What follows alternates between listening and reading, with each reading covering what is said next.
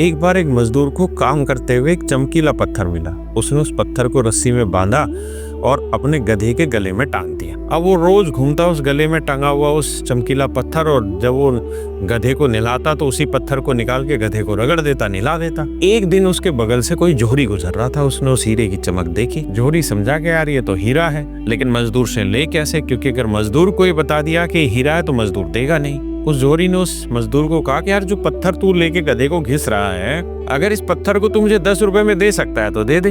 मजदूर ने सोचा कि ठीक है, इसका करना ही क्या। उसने 10 रुपए में वो पत्थर दे दी। लेकिन उस हीरे को पकड़ के जो जोहरी था वो खड़ा था, और जैसे ही वो चलने लगा तो हीरा उसके हाथ से छटक के नीचे गिर गया और टूट गया। उसने उस हीरे को कहा कि यार अभी तू गधे के गले में इतने दिनों से लटका हुआ था, वहां तो तू नहीं टूटा, और मेरे हाथ में आते ही तू टूट गया। तो हीरा खड़ा हुआ और उसने कहा, उस गधे को और उस मजदूर को तो मेरी कीमत नहीं पता थी, लेकिन तू तो जोहरी है, तू तो मेरी कीमत जानता है। तू मेरी कीमत 10 रुपए लगाएगा तो सीधी सी बात है मैं टूटूंगा ही।